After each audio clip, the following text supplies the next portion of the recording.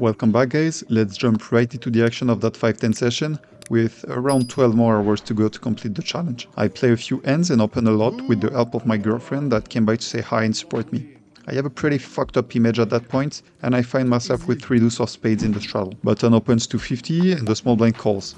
I decide to defend. The flop comes ace-6-4 with 2 spades, and I've seen worse flop, definitely. Everybody checks, and I get a dream card on the turn, the ace of spades. To make the dream look even better, the small blind leads out for 75. Well, if he has an ace, we've got to make him pay. I raise to 300 and plan on betting big on any river. He doesn't waste much time before calling. The river is a king of hearts, and I bet quickly 450, targeting all these aces. I don't think he will fold any ace for that price. After 10 seconds of taking, I see him assembling his chips. I'm ready to turn over the winner, but he ends up assembling all of them and pushing them into the middle. Well, an all-in is not what I wanted to see. I think he just always has a full house here. So I just tear him down for a moment, thinking about all the things I could have done with his money, and I fold. He told me he had a6 a few minutes later, and I have to believe the man. Good fold, Emilio. 20 minutes after that end, an aggressive reg opens to 50 in early position, and the guy on my right calls. I peel ace-queen of suit in the small blind, and I have the perfect hand to squeeze. I make it 250, and the reg re-raises to 550.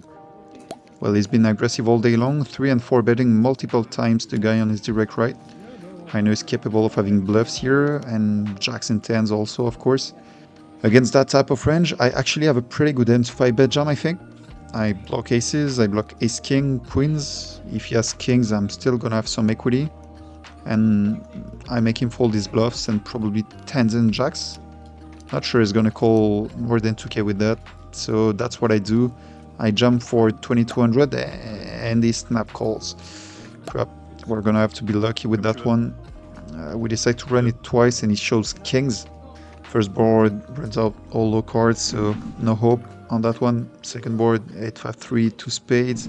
Turn ace of spades, let's go. That was a much needed card, but yeah, but the river is a king. What a roller coaster. Well, we're stuck a few thousand now. I get my revenge against the guy that had ace-6 2 hands ago. He limps and I isolate him to 125 in the hijack with ace-queen of hearts. He calls quickly and the board comes 10-10 deuce with 1 heart. He only has around 800 behind, so I decide to check back. Deeper, I definitely like to see bet small, make him float a lot of hands that could bluff on future street, or it's something that I dominate. But there is less value to build a pot that deep. Turn is a jack of hearts and he bets 150. I think he could be betting thin here with his pocket pairs that doesn't want me to check back again with an ace-high type of hand, or with some draws as a bluff. That's why I decide to jam. I have equity. If he has a jack, so be it.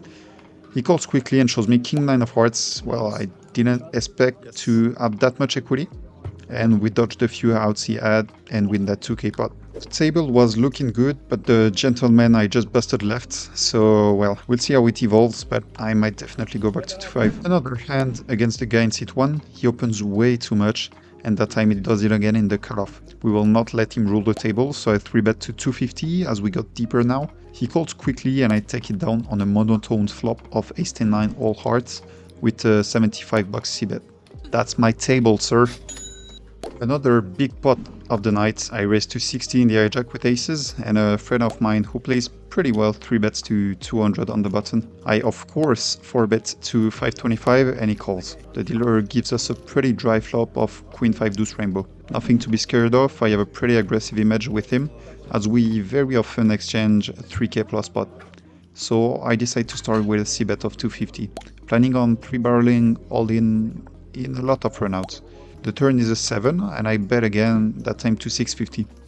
I want to put him in a tough spot with his lands like queen jack suited, pocket 10s, jacks, maybe 9s, and he makes the call once more. The river is not a good looking one, it's a board pairing queen. At the moment I didn't think he had too many queens because the only recreational player is sitting in the straddle that end, so I didn't think he would 3-bet me with all his king queen, queen jack and queen 10 suited. And I block heavily his queen. Let's say he has 1 combo of each, so that's around 4 combos I lose to. In the other hand, he still has all the 10s, jacks, kings probably, that would be more happy to 3-bet and call the 4-bet.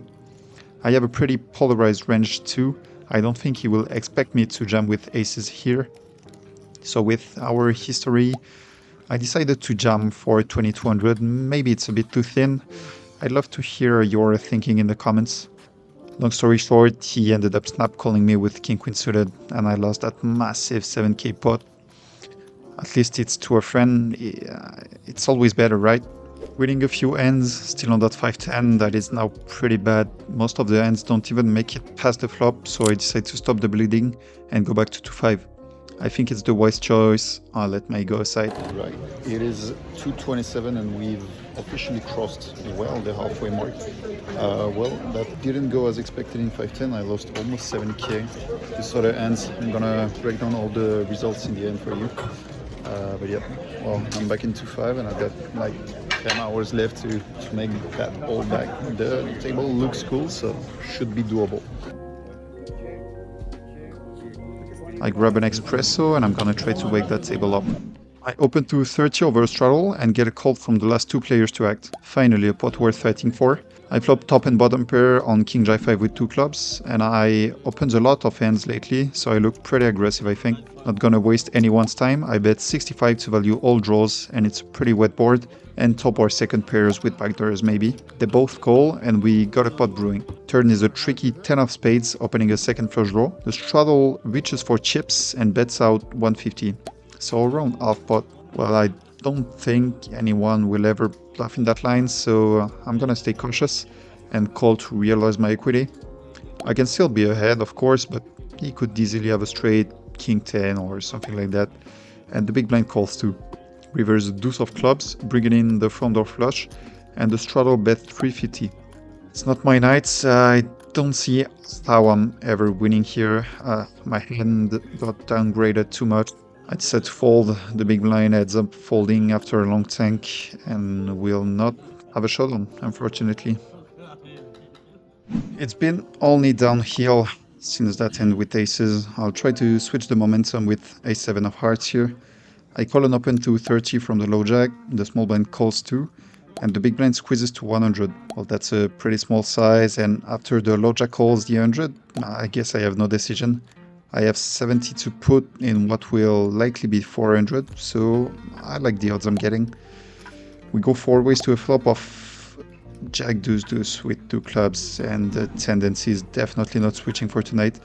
I just fold to a c-bet from the razor. Same story here with 10-9 of diamonds. We open in EP and get two callers. We flop a flush draw on queen 5-5 with two diamonds, and I decide to c-bet 30. Targeting my opponent's ace-eyes, king-eyes, planning on keeping a wide range to bet turn and make him fold his pocket pairs, for example. The turn is a 3, and it's not the best card to keep bluffing in my opinion. I'm gonna have a hard time bluffing any pocket pair or a queen, so I decide to realize my equity.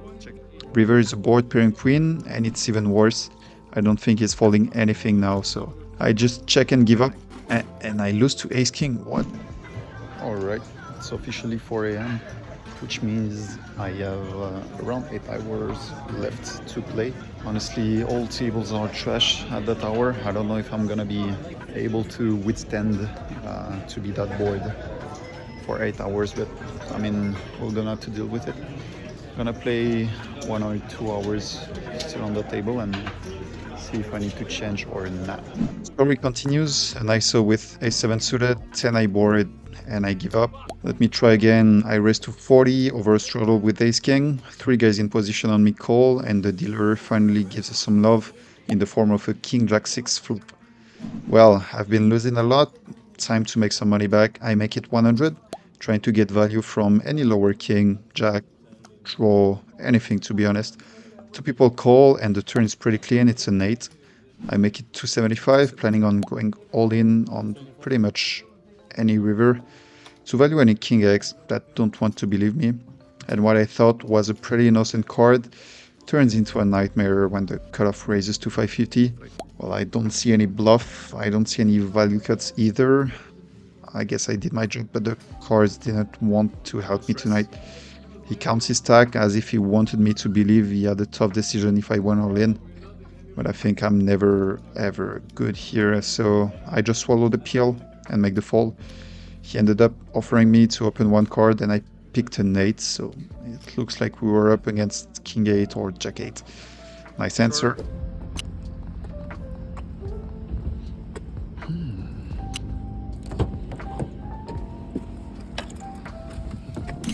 Alright guys, just got out of the playground and that was an extremely frustrating session. In for 8500, out for 505 for a total grand loss of minus 79.95. Well, ran pretty bad the whole night, ran pretty bad in 510. I mean, maybe I overplayed some hands, let me know in the comments, but no, I think overall I'm okay with everything I did. Well, that was unexpected. I didn't expect to lose that much by coming on a Thursday night. I mean, that's poker. I'm gonna head back home, have a good nap.